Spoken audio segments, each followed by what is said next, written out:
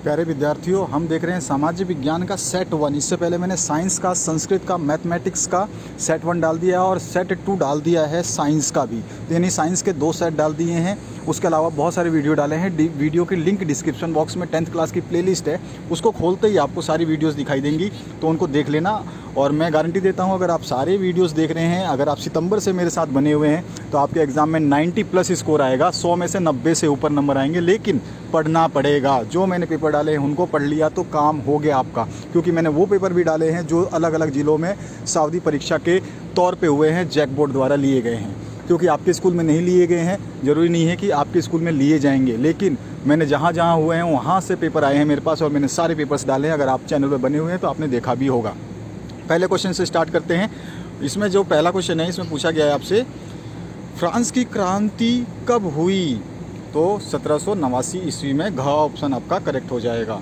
इसके बाद आते हैं नेक्स्ट क्वेश्चन पे।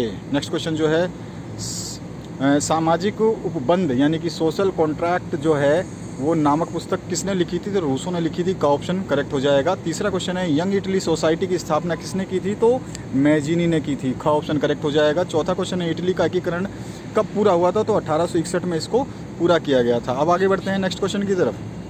पांचवा क्वेश्चन है, शुल्क संघ यानी जाल वे राइन की स्थापना किसकी पहल पर की गई थी? तो प्रशा की पहल पे की गई थी। का ऑप्शन करेक्ट हो जाएगा। इसके बाद छठा क्वेश्चन है, जलियांवाला बाग हत्याकांड कब हुआ था? 13 अप्रैल सन 1919 को। काफ़ी यादगार दिन है ये। उसके बाद में 7वां क्वेश्चन है आपका, 7वां क्वेश्चन है, हिंद स्वराज नामक पुस्तक की रचना किसने की थी? तो महात्मा गांधी द्वारा ये रचना की गई थी। इसके बाद आते हैं नेक्स्ट क्वेश्चन की तरफ। तो नेक्स्ट क्वेश्चन जो है आपका, इसमें है, स्वराज हमारा जन्मसिद्ध अधिकार है और हम इसे लेकर रहेंगे, ये किसने कहा था? तो ये बाल गंगाधर तिलक ने कहा था, आपको ध्यान होगा। 9वां क्वेश्चन है, ब्रिटिश सरकार ने केसरे हिंद की उपाधि से किससे सम्मानित किया था? तो महात्मा गांधी जी को सम्मानित किया गया था। 10वां क्वेश्चन है, सीमांत गांधी किसे कहा जाता है? तो अब्दुल गफर खान को कहा जाता है। ग ऑप्शन इसमें करेक्ट हो जाएगा। 11वां क्वेश्चन है, उत्पत्ति के आधार पर संसाधन कितने प्रकार के होते हैं? तो 2 प्रकार के संसाधन होते हैं उत्पत्ति के आधार पर। 12वां जो क्वेश्चन है, इसमें पूछा गया, पंजाब में भूमि निम्नीकरण का निम्नलिखित में से मुख्य कारण क्या है? तो अधिक सिंचाई का करना। ख ऑप्शन करेक्ट हो जाएगा। 13वां क्वेश्चन है, प्रथम पृथ्वी सम्मेलन का आयोजन किस वर्ष में किया गया था? सन 1992 में पृथ्वी सम्मेलन का आयोजन किया गया था। उसके बाद में 14वां क्वेश्चन है, किस राज्य में काली मृदा मुख्य रूप से नहीं पाई जाती? तो राजस्थान में केवल आपकी जो भूरी मिट्टी पाई जाती है, या बालू बोल सकते हैं, रेत बोल सकते हैं, लेकिन वहाँ पे काली मृदा नहीं पाई जाती। 15वां क्वेश्चन है, इनमें से कौन सी टिप्पणी प्राकृतिक वनस्पति जात और प्राणी जात के ह्रास का सही कारण नहीं है? तो कृषि का प्रसार होगा, तो इसमें किसी का भी ह्रास नहीं होगा। का ऑप्शन करेक्ट करना है आपको।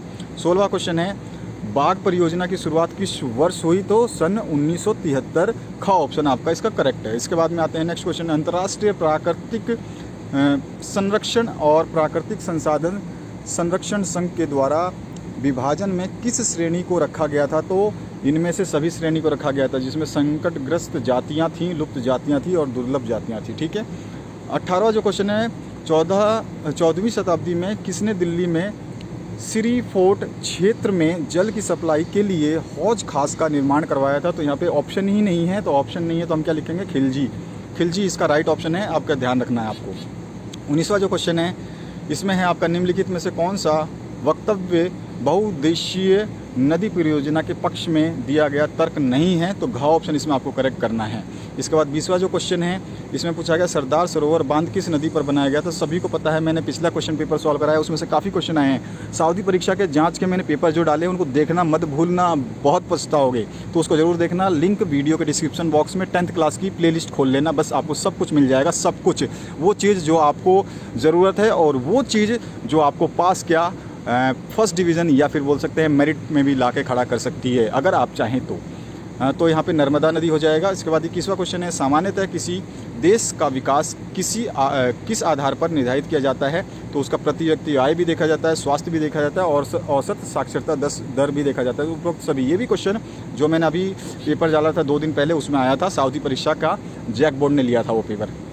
22वां क्वेश्चन है, मान लीजिए कि किसी देश में 4 परिवार हैं, इन परिवारों की प्रति व्यक्ति आय जो है 5,000 रुपये है। अगर 3 परिवार की आय क्रमशः 4,000, 7,000 और 3,000। तो चौथे परिवार की आय क्या होगी, तो यहाँ पे आंसर जो आ जाएगा 6,000। आप देख सकते हैं, कैलकुलेशन भी कर सकते हैं। 23वां क्वेश्चन जो है, मानव विकास रिपोर्ट देशों की तुलना किस आधार पर करती है, तो वो स्वास्थ्य, शिक्षा, प्रति व्यक्ति आय सभी के आधार पर करती है। तो उपरोक्त सभी हो जाएगा, घ ऑप्शन इसमें करेक्ट हो जाएगा।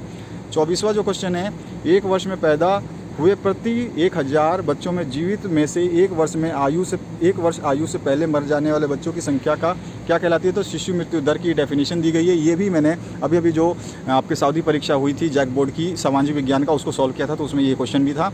देखिए, आपको मैंने जो पेपर दिए हैं वाकई में आपको पूरे यूट्यूब पे ढूंढिएगा, नहीं मिलेगा। मैंने जो बना दिए हैं सितंबर से लेके नवंबर तक के पेपर, वाकई में अगर आप पढ़ लेते हो तो मैं कसम देता हूँ आप लोगों को कि 90+ स्कोर करोगे। लेकिन बस आपका मेहनत कितना है और कैसा है वो आपके ऊपर डिपेंड है। 25वां क्वेश्चन है, वनोत्पाद का संग्रह करना किस क्षेत्र की गतिविधि है, तो ये आपका डायरेक्ट लिंक है प्रकृति से, तो प्राथमिक क्षेत्र में आता है। डायरेक्ट संसाधनों का उपयोग करना जो है प्राथमिक क्षेत्र में आता है। 26वां क्वेश्चन है, वे क्षेत्र जो सरकार द्वारा पंजीकृत होते हैं और उन्हें सरकारी नियमों और विनियमों का अनुपालन करना होता है, वो कहलाते हैं संगठित क्षेत्र। ठीक है। 27वां क्वेश्चन है, रमेश, सुरेश, नरेश और राकेश 4 भाई हैं। रमेश खेत में काम करता है, सुरेश किसी फैक्ट्री में मजदूरी करता है, नरेश एक शिक्षक है और राकेश एक टैक्सी ड्राइवर है। इनमें से किसके कार्य सेवा क्षेत्र के अंतर्गत आते हैं, किसके कार्य सेवा के अंतर्गत आते हैं, ये आपको इनमें से चारों में से बताना है। तो इसमें ग ऑप्शन सही हो जाएगा, नरेश और राकेश के जो कार्य हैं वो क्षेत्र में आते हैं।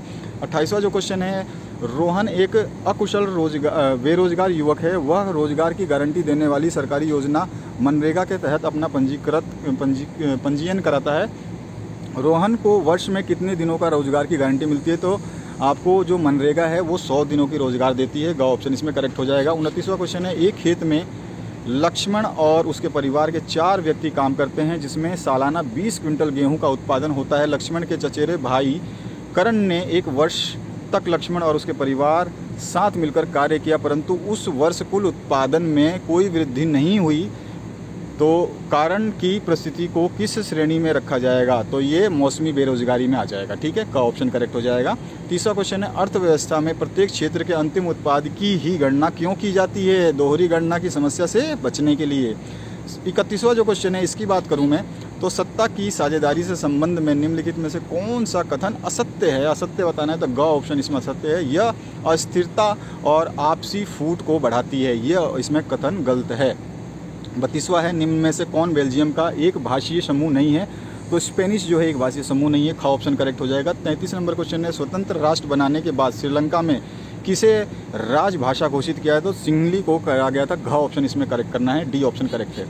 34 नंबर क्वेश्चन है, श्रीलंका का स्वतंत्र राष्ट्र कब बना, श्रीलंका स्वतंत्र राष्ट्र कब बना, सन 1948 में। घ ऑप्शन करेक्ट हो जाएगा।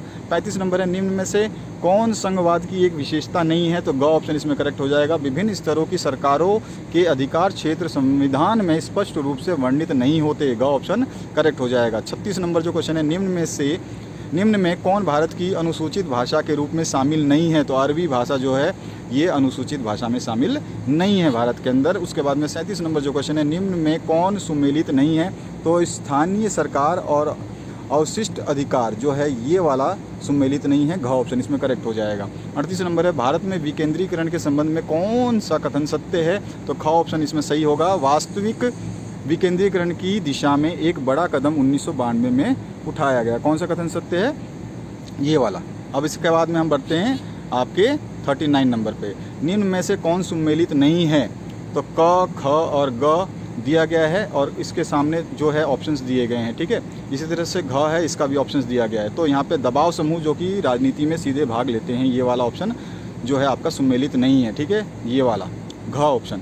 इसके बाद आते हैं लास्ट क्वेश्चन की तरफ, तो निम्न में से कौन सुमेलित नहीं है, इसमें ही बताना है, तो ख ऑप्शन में खाद्य विक्रेताओं का संघ दबाव समूह, ये सुमेलित नहीं है, ख ऑप्शन इसमें करेक्ट करना है। तो ये हो गए आपके SST यानी सोशल साइंस का सोल्यूशन। इससे पहले मैंने बता दिया आपको, साइंस के 2 सेट डाल दिए हैं, संस्कृत का 1 सेट फर्स्ट सेट डाल दिया है, उसके अलावा आप सामाजिक विज्ञान का देख ही रहे हैं फर्स्ट सेट, मैथमेटिक्स का फर्स्ट सेट डाल दिया है, संस्कृत का फर्स्ट सेट डाल दिया है, यानी कि लगभग आपके कंप्लीट सेट 1 को कंप्लीट करने वाला हूँ। इंग्लिश भी डालने वाला हूँ, तो आप बने रहिए इस चैनल के साथ में। हिंदी भी डालूंगा, सारे डालूंगा, चिंता मत करो यार, लेकिन जो डाल रहा हूँ उनको तो पढ़ लो।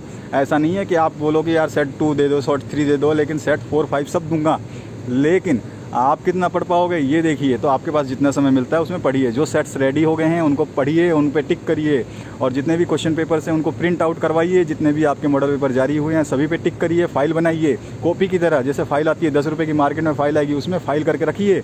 और जब आप एग्जाम देंगे तो आपको पढ़ने में दिक्कत नहीं होगी। सारे क्वेश्चन आपके सामने होंगे, आंसर्स आपके सामने होंगे। रिवीजन में 10 मिनट भी नहीं लगेगा, एक नज़र में ही आप रिवीजन मार दोगे हर सेट का। तो इस तरह से मैं आपको जो गाइड कर रहा हूँ उसको फॉलो करिए, गारंटी है आप आराम से सक्सेस हो जाएंगे। तो आशा करता हूँ इस वीडियो को आपने देख करके अपना हेल्पफुल मतलब आपको अच्छा लगा होगा और आपने अपने दोस्तों के साथ शेयर कर दिया होगा। और चैनल पे आप अगर बने हुए हैं तो चैनल को सब्सक्राइब करना ना भूलें, क्योंकि हर दिन, हर मिनट, हर सेकंड कभी भी वीडियो अपलोड हो सकता है आपके लिए। और बेल आइकन को दबा देना, क्योंकि आपको पता ही नहीं चलेगा कि कब वीडियो आया और कब गया, क्योंकि धड़ाधड़ वीडियो आते रहते हैं, कभी 9th का, कभी 10th का, कभी 11th का, कभी 12th का। तो इस तरह से आपका वीडियो कब निकल जाएगा आपको पता नहीं चलेगा। इसलिए सब्सक्राइब करके घंटी का बटन दबा लें और दूसरे दोस्तों के साथ व्हाट्सएप, मीडिया जो भी आप यूज़ करते हैं, फेसबुक, टेलीग्राम, जो भी ग्रुप आप यूज़ करते हैं उसके थ्रू शेयर कर लें। तो आशा करता हूँ इस वीडियो से आप लोगों को हेल्प मिलेगी। बने रहिए, दूसरे वीडियो के लिए विलंब ना करें, बने रहें चैनल पे, ठीक है। मैं नेक्स्ट वीडियो डालने वाला हूँ, बने रहिए इस चैनल पे। Thank you very much, have a good day.